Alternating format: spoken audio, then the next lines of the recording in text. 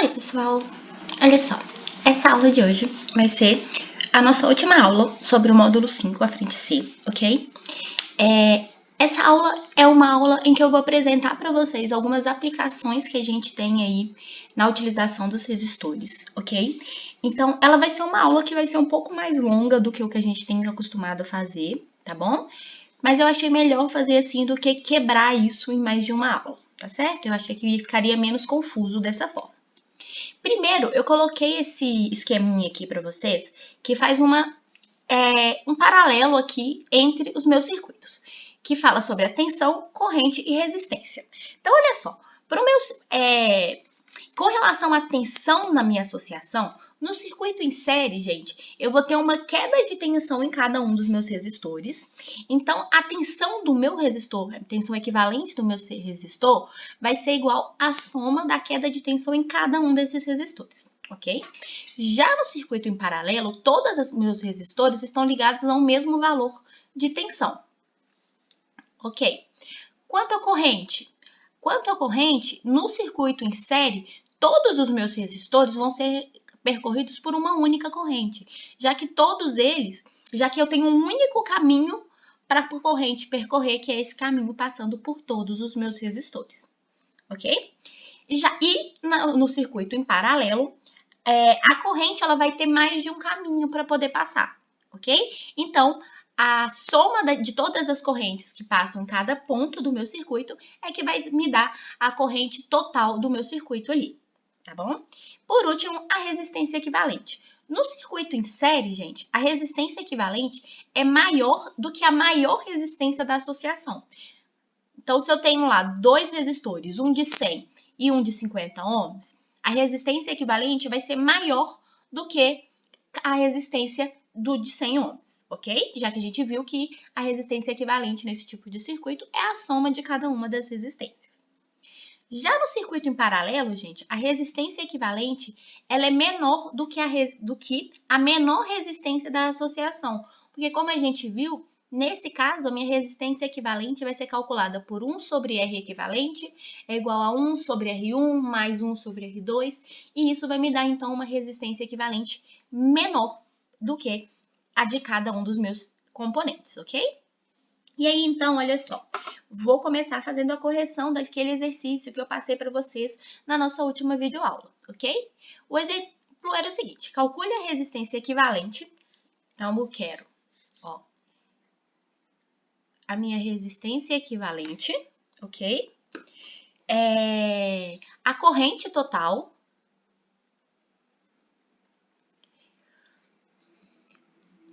E em cada um dos resistores e a queda de tensão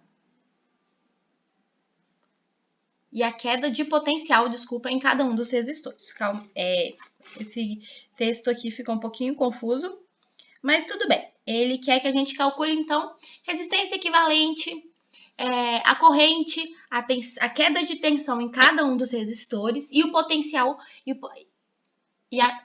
isso, desculpa. Então, ficou faltando uma parte do texto aqui que ficou um pouco confuso, mas tudo bem. Vamos lá, olha só, o circuito que ele tinha me dado era esse daqui, ok? Em que eu tenho aqui, olha só, circulado os resistores R2 e R3, e a gente consegue perceber, gente, que R2 e R3, eles estão em série um com o outro, porque eles estão sendo percorridos aqui por uma mesma corrente. Então, a primeira coisa que eu vou fazer é calcular uma resistência 2, 3, que vai ser a resistência 2 mais a resistência 3, já que esses dois resistores estão ligados em série um com o outro, ok?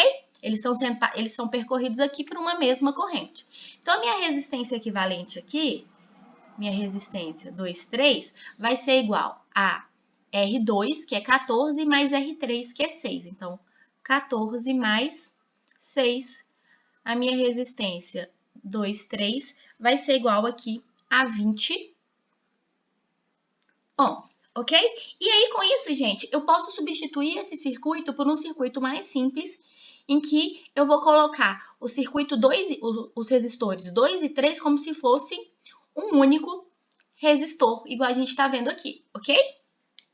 E aí, aqui nesse ponto, gente, a gente consegue perceber o quê?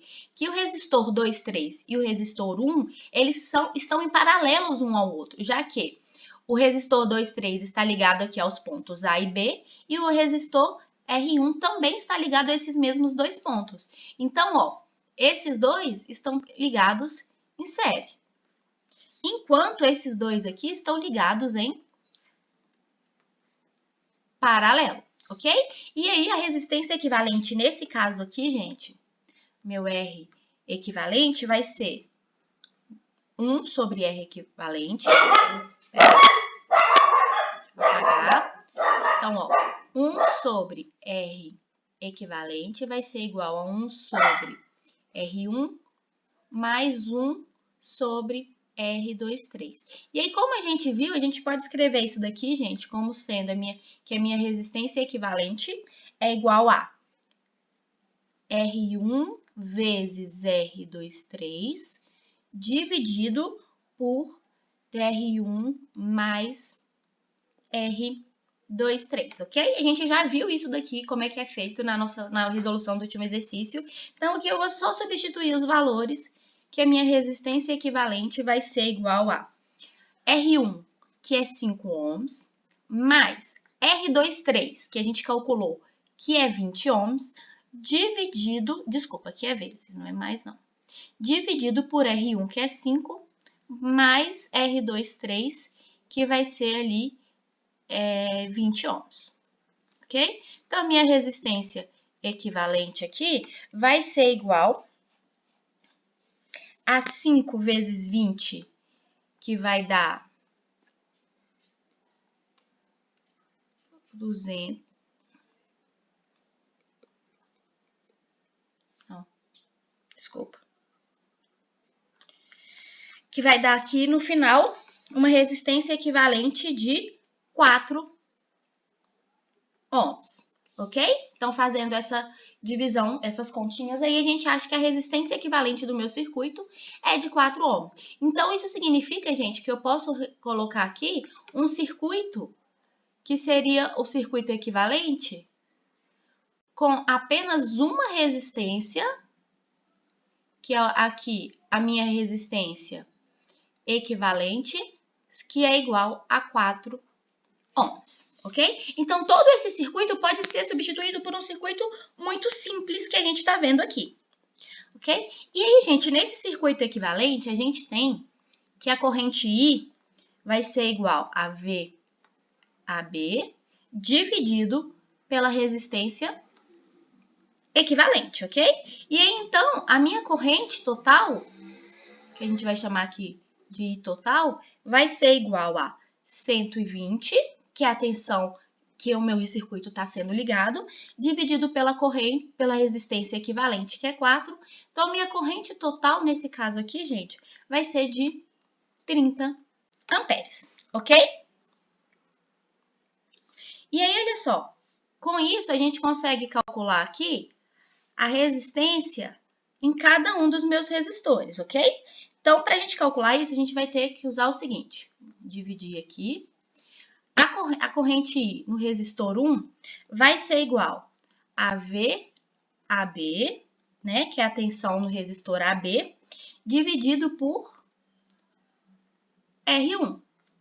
Então, a corrente no I vai ser de 120 dividido por 5. Então, a gente acha que a corrente no resistor 1 vai ser igual a 24 amperes, ok? E aí, agora, para o resistor I23, né, que é para essa associação de resistores em série ali, a gente vai ver que a corrente vai ser VAB, porque é a diferença de potencial que ele está ligado, dividido pela resistência equivalente entre 1 e... Desculpa, entre 2 e 3. Então, a corrente que passa nos resistores 2 e 3 vai ser igual a 120 dividido por 20. Então, a corrente nesses dois resistores, I2, 3, vai ser igual a 6 ampere. E aí, gente, aqui a gente consegue ver que a soma da corrente no 1 e a corrente no 2 me dá a corrente total do meu circuito, ok? E aí, agora, olha só. As tensões nos resistores, a gente vai calcular basicamente usando aqui nos meus resistores, a gente vai usar basicamente sempre a mesma fórmula. E aí, o que acontece, gente? Para calcular a tensão no 2, ó, a gente viu que a tensão no 1 é de 120 volts. Então, no 1 já tá ok? A tensão no 2, meu V2 aqui, vai ser igual a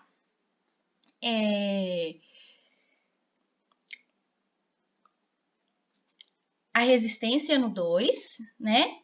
Vezes a corrente no 2. Então, a tensão no 2 ali vai ser de 14 vezes 6. Então, a tensão no resistor 2 vai ser de 84 volts. Já para o resistor 3, o meu V3 aqui, a gente vai ter também que a tensão nele vai ser R3 vezes I3. Então, a tensão em 3 vai ser igual a 6 vezes 6.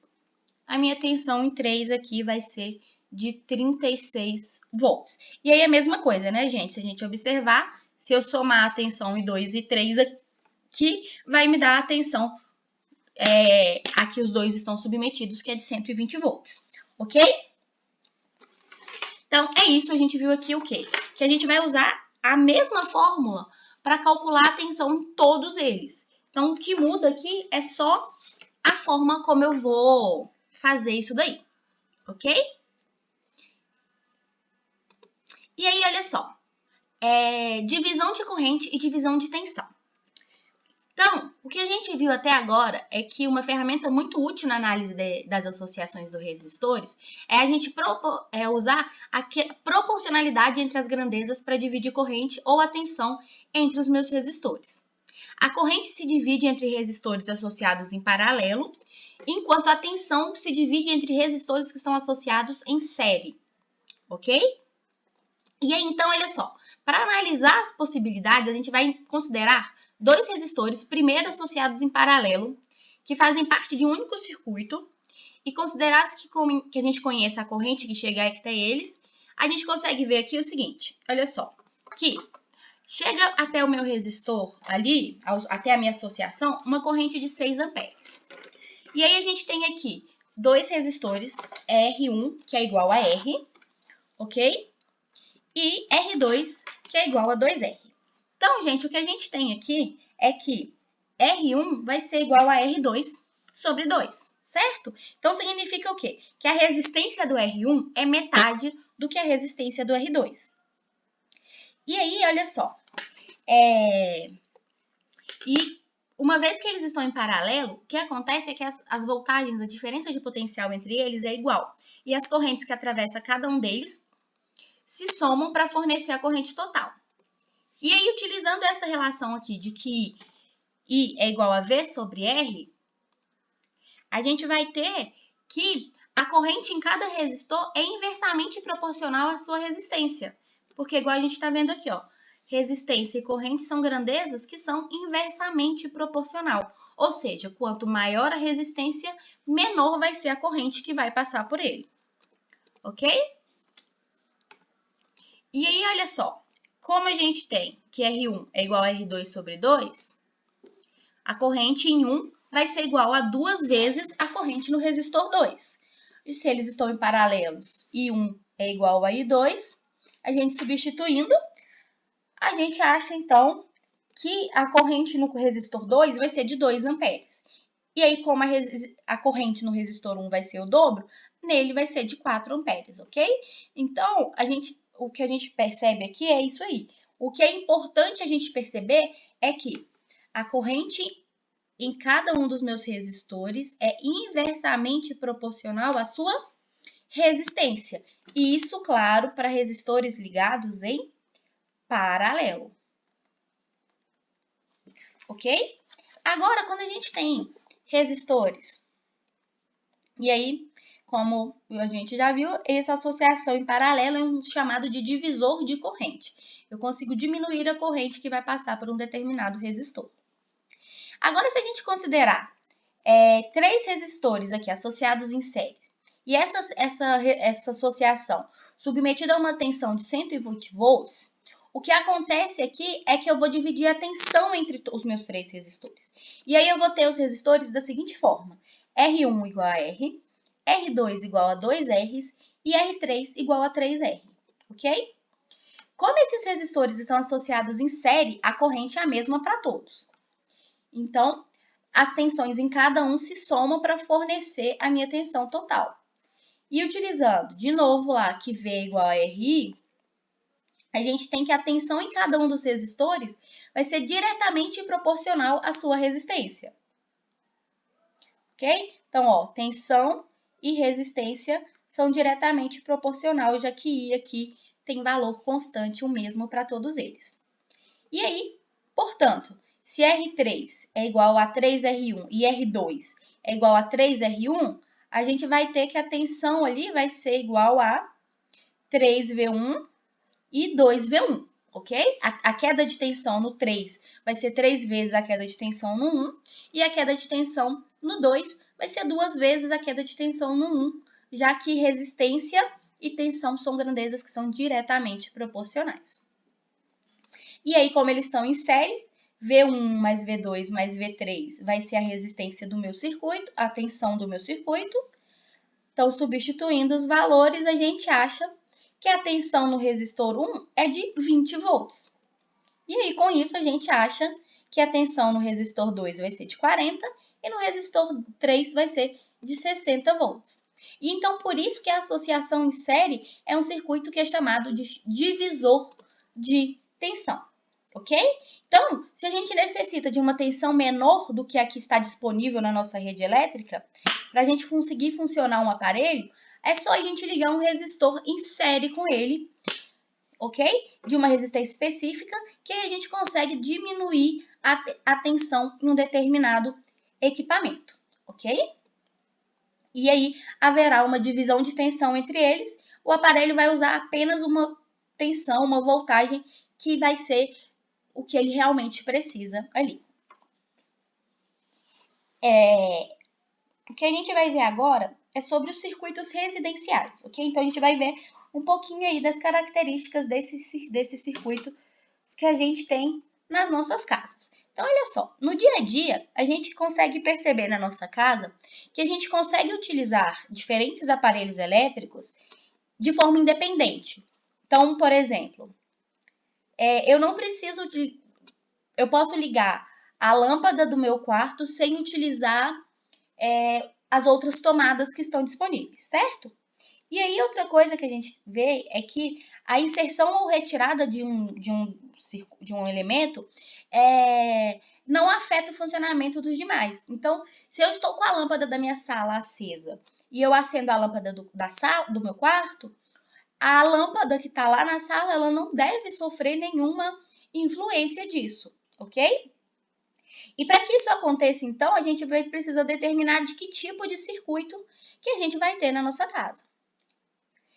Se a gente considerar que a residência ela tem apenas um tipo de circuito ligando todos eles, e como a gente sabe que a corrente elétrica no circuito residencial apesar de a gente saber disso, a gente não vai considerar ela alternada, porque não vai fazer muita diferença para a gente aqui se ela é alternada ou não.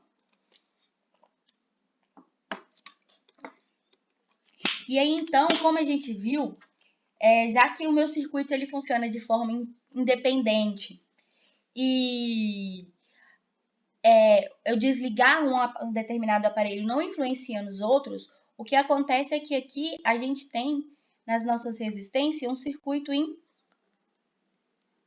paralelo, ok? A gente vai ver que, na verdade, a gente tem mais de um circuito na casa. Então, a gente tem, assim, vários circuitos em paralelo, normalmente um para cada parte da nossa casa, ok? Para evitar uma sobrecarga do meu circuito e para evitar também que se eu tiver um problema numa parte elétrica da minha casa, esse problema se propague por todo o circuito da casa, ok? Então, olha só.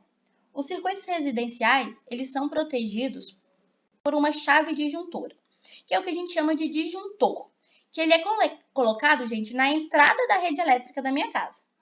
Então, se a gente considerar, por exemplo, um circuito que possui um disjuntor de 60 amperes, isso quer dizer que se a corrente no meu circuito passar de 60 amperes, o disjuntor vai desarmar e vai desligar todo o meu circuito, ok? Então, disjuntores são essas chavinhas que a gente tem lá no relógio de energia da nossa casa, ok? E aí, então, se a corrente que passa pelo meu circuito for maior do que o limite, esse disjuntor vai desarmar e abrir o meu circuito, impedindo que eu tenha ali uma passagem de corrente pelo circuito, ok? Então, olha só, se a gente considerar que esse circuito, representado na figura, em que a gente vai ter duas lâmpadas, ok? De 60 watts, e em cada uma dessas lâmpadas passa uma corrente de 0,5 amperes, para ela funcionar adequadamente. Um aparelho de TV de potência 240 watts e uma corrente de 2 amperes. Uma geladeira que tem 240 watts de potência e aí por ela vai passar uma corrente de 2 amperes. Tudo isso, gente, ligado, se isso estiver ligado à nossa rede elétrica, é claro. Um chuveiro de 5.400 watts com uma corrente de 45 amperes e um ferro de passar roupa de 180 watts com uma corrente de 15 amperes ali, ok? Então, olha só, esse circuito ele é alimentado pela companhia de energia elétrica com uma tensão de 120 volts, que está ali entre os meus pontos A e B, ok? Assim, a voltagem entre os terminais de cada um dos meus aparelhos é de 120 volts. Então, cada um deles é alimentado por uma tensão de 120 volts, ok? E aí a gente pode observar na sequência de figuras aqui que a corrente total no meu circuito vai variar à medida que esses aparelhos são ligados. Então, olha só, quando eu tenho só as duas lâmpadas ligadas, a corrente que vai sair daqui do meu relógio de energia vai ser de 1 ampere, que vai, quando ela chega aqui, ela se divide de forma que 0,5 amperes vem para cá e mais 0,5 vem para esse daqui. Se eu ligar a televisão, gente, como a gente viu que a televisão ela precisa de 2 amperes, o que vai acontecer?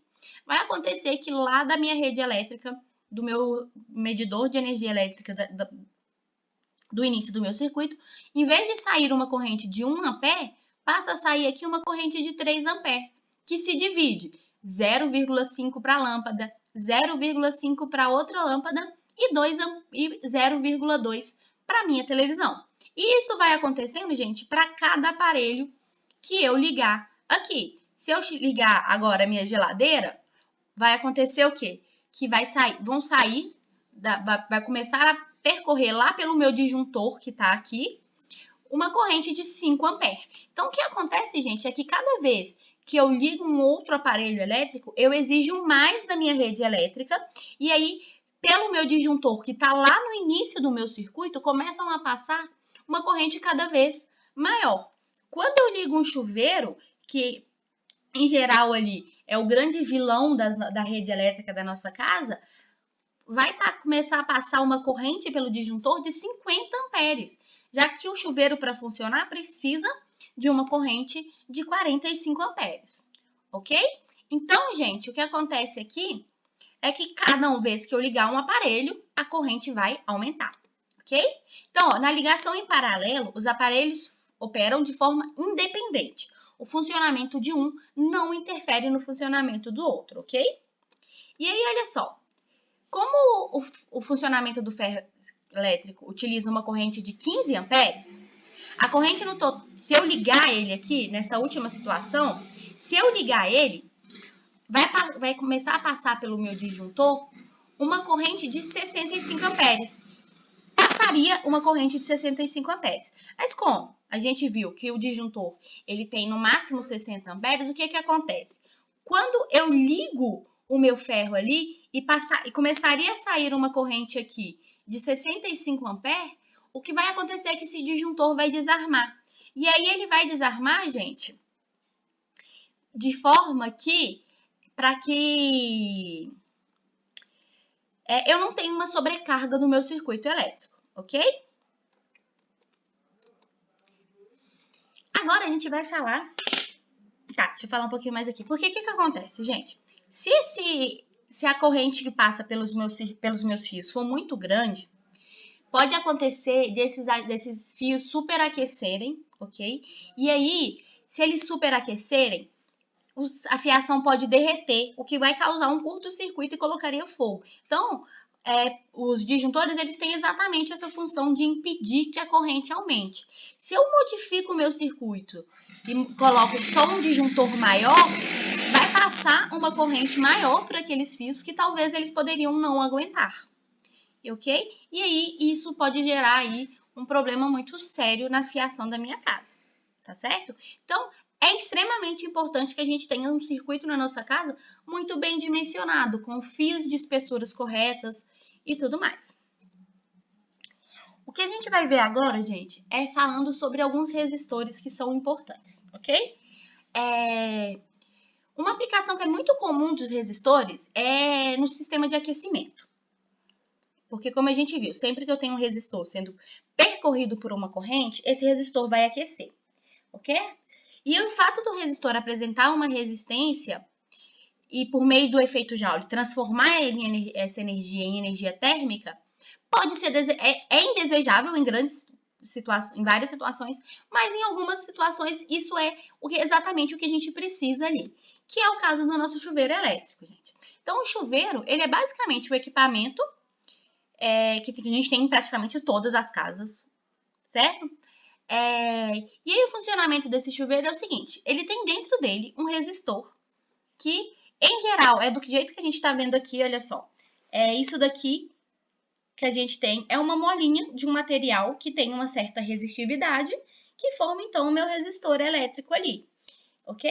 E esse resistor, ele, quando acontece de queimar, o que vai queimar, gente, é o resistor, ok? E não a resistência do meu chuveiro. E aí é só eu ir lá numa loja e comprar um novo resistor aqui para o meu chuveiro. E aí a gente vai entender, então, gente, agora, cada uma dessas ligações que a gente pode fazer com o meu chuveiro para estar desligado, verão ou inverno, ok?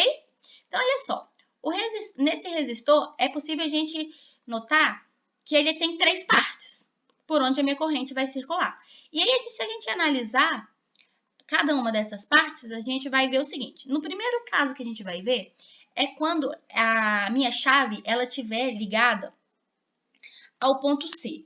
Nesse caso aqui, ou seja, eu vou ter um circuito aberto, tá vendo? Que o que acontece? O circuito está aberto, então eu não tenho passagem de corrente. Então, olha só, nesse caso, a rede elétrica fica ligada no ponto A, que seria ali, e a chave seletora de temperatura. Na figura, a gente vê que a chave se conecta ao ponto C. E aí o circuito está aberto. Uma corrente que viesse a passar pelo ponto A ali, não teria por onde sair, certo? E aí, o meu circuito aberto não teria uma passagem de corrente, já que eu não tenho para onde ela ir. E aí é por isso que nesse caso aqui, é quando a gente está com o chuveiro desligado. Ou seja, a minha rede elétrica não está ligada ao chuveiro nesse caso. Então, por isso, eu não vou ter o aquecimento da água e a água vai sair uma água fria, eu tomaria banho frio.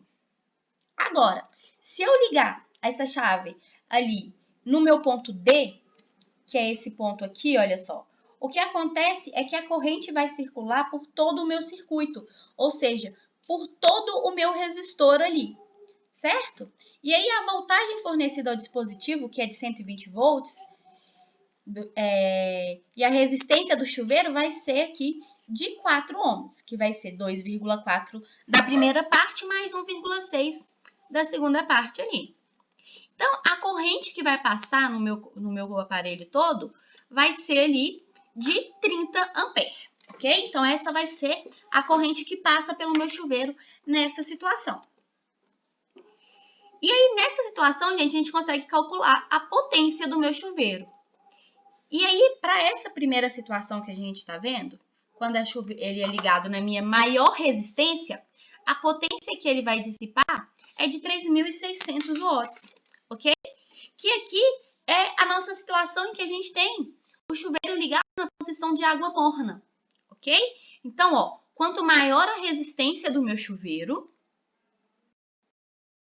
menor vai ser que passa por ele. E quanto menor a corrente, e aqui, quanto menor a resistência, e quanto menor a minha resistência, maior vai ser... Peraí que essa fórmula aqui tá errada. Não, tá certinho. Maior vai ser... Quanto menor a minha resistência, maior vai ser a minha potência. Então, se nesse caso aqui eu estou tendo a minha maior resistência possível no meu chuveiro, a potência dissipada nele vai ser a menor possível, ok? Ou seja, nessa situação aqui, eu tenho o meu chuveiro ligado na situação de água morna, ok? Que vai ser a minha maior resistência, ok? E aí, por último, se a gente ligar ele ali no meu ponto B, o que vai acontecer, gente? Nesse caso, a minha corrente vai passar apenas por um dos meus resistores ali dentro, ok? E aí, a minha resistência equivalente do circuito vai ser de apenas 2,4 amperes. E aí, a gente consegue calcular, então, nesse caso, a corrente que passa pelo meu circuito. E aí, a gente pode observar que a corrente que percorre o chuveiro vai aumentar em relação à situação que a gente tinha anterior. Assim, apesar de a resistência ter diminuído, a potência aumenta. E aí, nesse caso aqui, gente, a minha potência vai ser de 6.000 watts. Então, nesse caso, eu estou fornecendo mais energia a cada intervalo de tempo para a água que está sendo aquecida. E se eu forneço mais energia, significa que a minha água vai ficar mais quente. E aí, agora, é quando a gente tem aqui a situação em que a gente tem a água com maior temperatura. A gente tem água quente passando pelo meu resistor, ok? E aí, então, ó, isso, gente, é uma coisa que vocês que costuma confundir, ok? Então, a água vai estar quente na situação em que eu tiver a menor resistência, ok? E aí, aqui, olha só um resuminho sobre isso. Então, a resistência do meu chuveiro, quando ela está infinita, a corrente que circula é zero, a potência dissipada é nula, a água vai estar fria. Com uma resistência ali maior possível, a corrente vai ser um pouco menor, a potência também vai ser menor, eu tenho água morna. E na menor resistência de todas, a corrente vai ser maior possível, e aí, a potência também vai ser maior possível. Eu tenho, então, a água quente passando pelo meu chuveiro. Então, duas considerações que a gente tem aqui é o seguinte. Primeiro, a quantidade de água que passa pelo chuveiro não vai interferir na potência dissipada por ele. Então, se a torneira, se passar muita água, se passar menos água, ela vai ficar mais quente porque a gente tem uma quantidade menor de água recebendo calor, ok? E aí, então, mas a energia fornecida não vai depender dessa quantidade de água. Só que o que é importante, gente, é que a gente evite de passar pouca água pelo meu chuveiro, fechando pouco a torneira para que a água fique mais quente. Por quê? Porque se eu retiro pouco calor da minha resistência ali, pode acontecer de essa resistência ela queimar, porque ela vai aquecer tanto que eu vou derreter o meu fio que forma a resistência, ok? E aí, se eu não tiver a água para retirar, ela aquece e eu posso queimar a resistência do meu chuveiro passando pouca água por ele.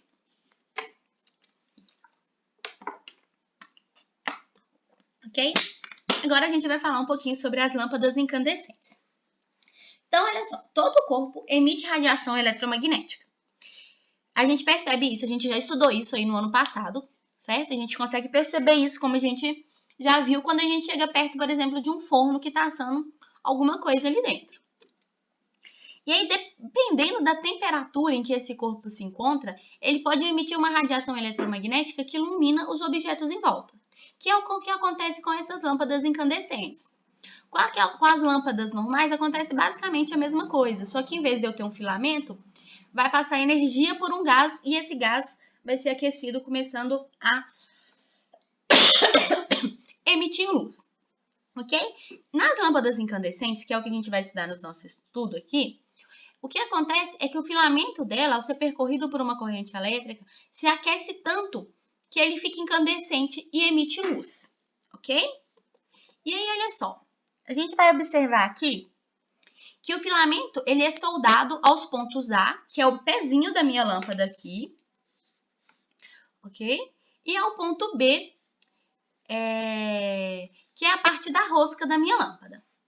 Então, dessa forma, para que a lâmpada ela funcione bem, a corrente deve entrar pelo pezinho e sair pela rosca, ou entrar pela rosca e sair pelo pé. O sentido da corrente aqui não interfere, ok? Tanto que essas lâmpadas são ligadas na rede alternada da nossa casa, a corrente fica se alternando e não influencia em nada no funcionamento dessas lâmpadas, ok? Dentro do bulbo dessas lâmpadas, gente, existe basicamente, a gente tem-se o máximo de vácuo que é possível fazer, ok? A gente tem um gás, então, ali inerte, que ele não vai reagir com o metal do filamento e de baixa densidade. Por que ele precisa ser de baixa densidade, gente? Porque se ele não tivesse uma baixa densidade, quando ele aquecesse e fosse dilatar, ele acabaria explodindo a nossa lâmpada, ok? E ele é inerte para não reagir com o filamento e fazer com que esse filamento ele oxide ali dentro.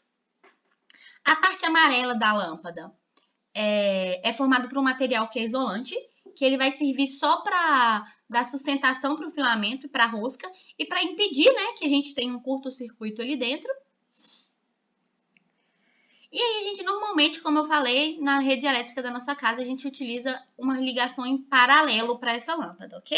Porque aí a gente vai ter uma ligação independente entre os circuitos. E aí, quando uma lâmpada é montada, o fabricante ele dimensiona esse filamento com uma resistência específica. Para que quando ela funcionar, né, a gente ligar ela na rede elétrica, ela emita uma desejada potência. E aí, gente, para dimensionar a resistência desse filamento, a gente usa a fórmula que a gente já viu de que R é igual a ρ vezes L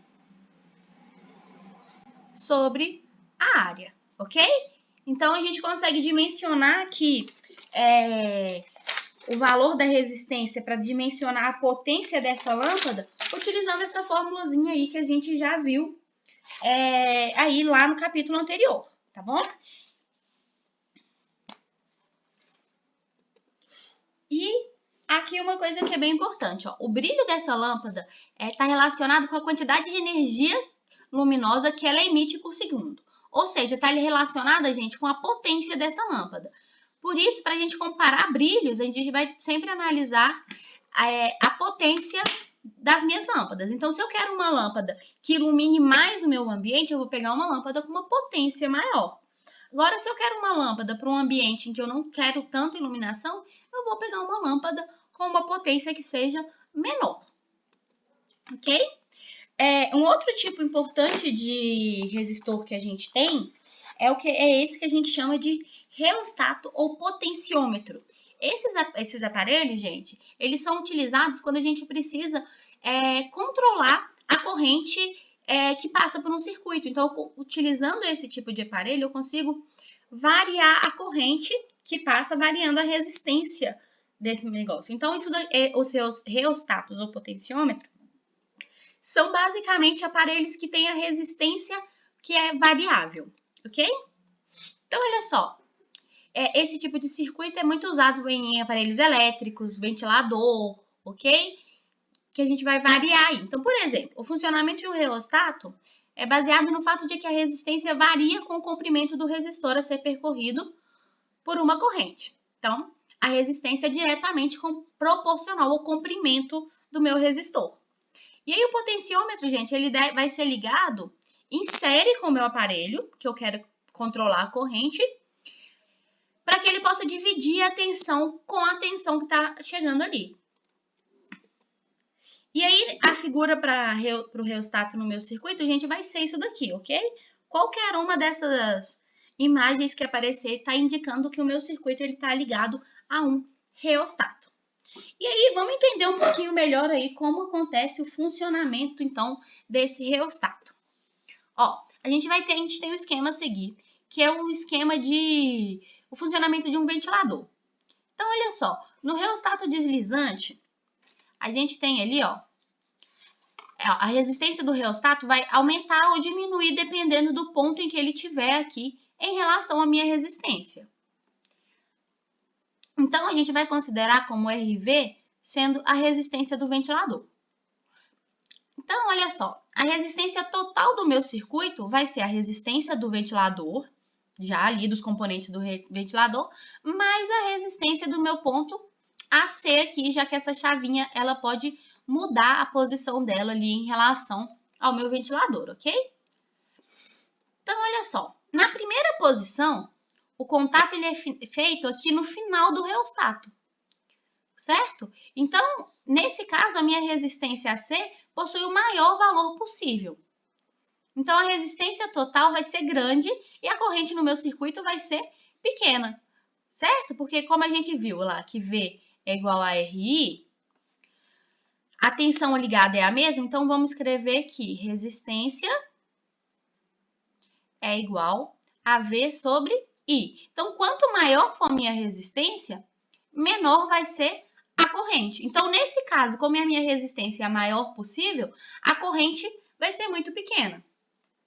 E como a gente viu que potência está diretamente relacionado aí com a corrente, quanto menor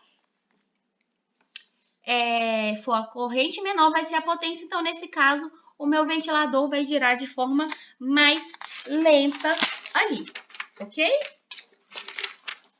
Na segunda imagem, o contato vai estar no meio do meu reostato. Então, a minha resistência AC possui um valor intermediário. Então, a corrente vai ser maior do que no caso anterior. Então, a potência dissipada pelo meu ventilador vai ser maior. E isso faz com que a velocidade do meu ventilador aumente. Agora, no terceiro caso, quando o meu reostato tem o menor valor possível, ou seja, ele vai estar aqui ó, na menor resistência dele, eu vou ter apenas a resistência interna do meu ventilador, ok? E aí a corrente vai ser grande, pois vai ter uma menor resistência, e aí como a corrente vai ser bem maior, a potência dissipada pelo meu resistor, pelo meu ventilador vai ser também grande, e aí eu tenho um aumento da velocidade ali de funcionamento do meu ventilador, ok?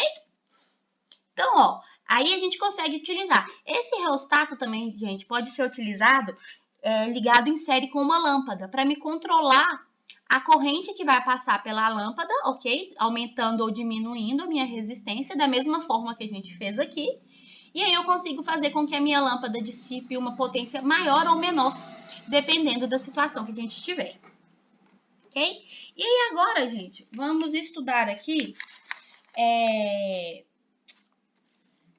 alguns circuitos com lâmpadas incandescentes. Então, a gente vai pegar essas lâmpadas incandescentes que a gente viu e ligar ela de formas diferentes aqui em cada um dos meus circuitos, ok? E aí, como é importante a gente lembrar que o brilho da lâmpada vai estar associado à potência dissipada por essa lâmpada, ok? E aí, então, olha só, a gente vai pegar aqui algumas situações, então. O primeiro caso a gente vai ter quando a gente tem 3 lâmpadas idênticas associadas em paralelo e ligadas a uma rede elétrica de 120 volts. A gente pode observar aqui nesse caso, gente, que a minha lâmpada do meio, L2, se ela for desligada, como a gente está vendo aqui da situação 1 para a situação 2, se ela for desligada, se ela queimar, ela vai ser a lâmpada L2 se apaga, porém o brilho das outras lâmpadas ele não vai ser alterado. Porque o que acontece, gente? Na situação em que as 3 lâmpadas estão funcionando, ó, nesse ponto aqui vai sair uma corrente que vai se dividir e passar pelas outras correntes, pelas outras lâmpadas. Então, a corrente total do meu circuito aqui, considerando que, ó, essas correntes, a corrente total do meu circuito é de não vai modificar. Então, por exemplo, quando eu desligo a lâmpada do meio, o que vai acontecer é que da minha tomada aqui, vai sair uma corrente menor. Então, não influencia o funcionamento das minhas outras lâmpadas, ok? Então, no circuito em paralelo, eu ligar ou desligar uma lâmpada não afeta o restante do meu circuito, ok? Já no circuito em série, gente, acontece que se a gente tiver aqui duas lâmpadas ligadas em série, se eu desligo uma dessas lâmpadas, igual aqui, ó, nesse caso aqui, o filamento dessa minha primeira lâmpada, ele se queimou. O que acontece? Quando essa lâmpada, ela desliga, eu abro o meu circuito por um todo, eu não tenho mais um caminho para a corrente passar. Então, no meu circuito em série, se eu tenho uma lâmpada queimada, todas as lâmpadas param de funcionar, ok? E aí aqui, gente, a gente tem um exemplo que são aquelas lâmpadazinhas de Natal. Normalmente, o que acontece? A gente vai ter várias lâmpadazinhas aqui, ok? Ligadas em série. E aí essas lâmpadazinhas, gente, vão estar ligadas em paralelo com várias outras lâmpadazinhas aqui. E é isso que acontece. Eles fazem uma ligação aqui de forma que eu tenho várias sequências de lâmpadas ligadas aqui à minha rede elétrica. E aí, o que acontece? Se todas essas lâmpadas estivessem ligadas em série, se eu queimasse uma dessas lâmpadas, todas as outras se apagariam. Já nesse caso aqui, o que vai acontecer é, se eu queimar essa, se uma lâmpada dessa queimar, somente essas aqui é que vão parar de funcionar, ok? As outras ali voltam a funcionar. Por quê? Eu somente abri o circuito nesse caminho. Eu continuo tendo um outro caminho aqui para o meu circuito funcionar. Então, no circuito em série, se uma lâmpada se queima ou para de funcionar, todas as outras desligam junto com ela, ok? O terceiro caso, gente, é o seguinte. A gente tem um circuito que ele é um circuito misto, ok? Então, ó, a gente tem 3 lâmpadas idênticas ligadas a uma tensão aqui de 72 volts, ok? E aí, o que acontece aqui, gente, é que quando eu ligo aqui, o que vai acontecer? Ó, eu vou ter uma corrente aqui, I1, e quando chega nesse ponto aqui, a minha corrente se divide. Parte dela vem para cá, que vai ser minha corrente I2, e parte vem para cá, que vai ser minha corrente I3, ok? Então, olha só,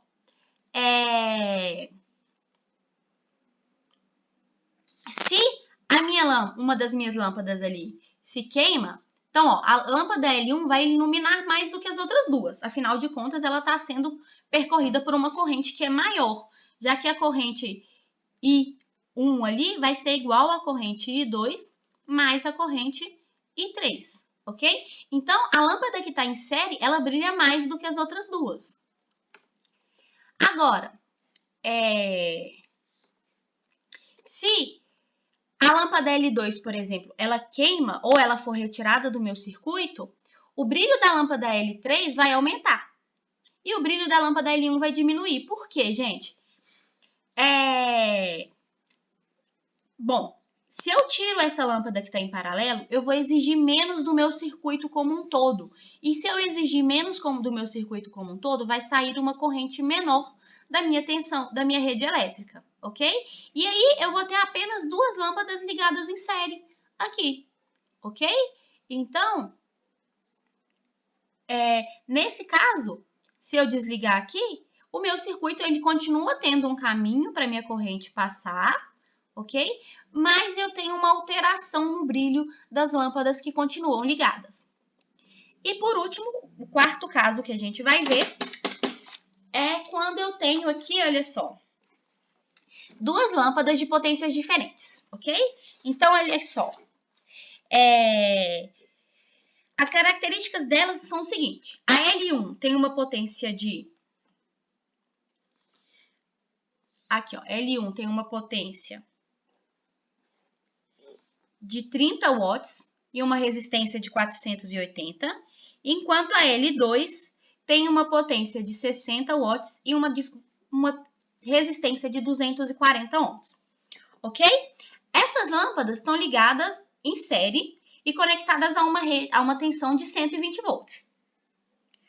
Bom, o circuito ele é um circuito divisor de tensão, como a gente viu, de forma que a resistência de R1 é igual a 2 vezes a resistência de R2, desculpa. E aí a gente vai ter que, então, a tensão de V2 vai ser 2 vezes a queda de tensão do V1. Certo? Então, olha só. E aí a gente tem os valores ali. Eu vou passar um pouquinho mais rápido para não ficar muito cansativo nessa parte das contas. A gente tem as potências dissipadas nas lâmpadas também. E aí o que a gente consegue ver aqui, gente, é que a lâmpada de menor potência vai estar dissipando uma maior potência real, ou seja, ela vai brilhar mais do que a outra.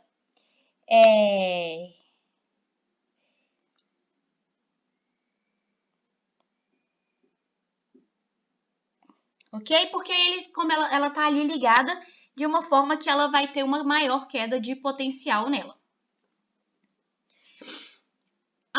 Agora, para encerrar essa aula, que já está ficando bem longa, a gente tem o seguinte.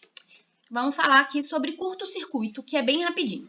Então, gente, o curto-circuito simplesmente acontece se duas extremidades estiverem ao mesmo potencial elétrico. E aí, quando isso acontece, a gente não vai ter uma diferença de potencial entre os pontos, então não vai ter uma corrente passando pelo meu resistor. Aí o curto-circuito ele é obtido conectando-se os terminais do resistor ou da associação de resistores um ao outro ou ligando-se um fio de resistência desprezível a esses pontos. Então vamos ver um exemplo disso. Vamos considerar um circuito formado por um liquidificador e pelos fios de ligação pela tomada. Aí a resistência do circuito é formada pela resistência do liquidificador, que é grande, e a dos fios, que é muito pequena, ok? E aí, então, o que acontece é que, se os fios que alimentam o liquidificador, eles fazem contato um com o outro, por exemplo, se o plástico em volta deles se derrete, eles vão fechar um curto-circuito no ponto e a corrente, em vez de passar pelo meu liquidificador aqui, vai passar simplesmente por esse pedaço daqui do meu circuito, ok? E aí, gente, nessa situação, a corrente e a potência dissipada pelo circuito vão ser muito altas, porque a resistência do circuito é muito pequena, já que a gente vê aqui, ó, que potência é tensão ao quadrado sobre R. Então, ó, minha potência é V ao quadrado sobre R. Como a tensão fornecida pela rede vai ser constante ali de 120 volts, quanto menor for a minha resistência, maior vai ser a potência. Então, nesse caso aqui, gente, como a resistência é muito pequena, a potência que vai ser dissipada vai ser muito grande. E aí, nisso, o que pode acontecer é que meus fios podem se aquecer tanto que eles pegam fogo. E aí, isso gera um curto-circuito na fiação, que pode, inclusive, colocar fogo na fiação da minha casa, ok? E aí, uma outra situação em que a gente tem o que a gente chama também de curto-circuito é o seguinte. A gente tem duas lâmpadas aqui em uma associação em série e conectadas à rede elétrica, ok? Se a gente liga os terminais aqui, ó, com o fio, o que acontece, gente? A corrente, quando chegar aqui, ela vai preferir passar por esse caminho aqui, porque a resistência desse caminho é muito menor do que a resistência da lâmpada, ok? Então, em vez de a corrente passar pela lâmpada, ela passa por esse caminho de forma que eu não vou ter uma queda de potencial aqui. E aí a minha lâmpada 2 aqui vai brilhar numa potência muito maior, ok? Então essa situação aqui também é uma situação em que eu falo que eu tenho um curto-circuito acontecendo, ok? E aí, gente, olha só, qualquer dúvida que vocês tiverem, dão uma olhadinha na apostila de vocês, que esse material tá todo lá, ok? Se mesmo depois de olhar a apostila vocês continuarem tendo dúvida, vocês me mandam por e-mail ou no link de presença aí, tá certo? E aí eu vou tirando as dúvidas aí nas nossas lives ou nas próximas videoaulas, ok? Então, tchauzinho, gente, e até semana que vem.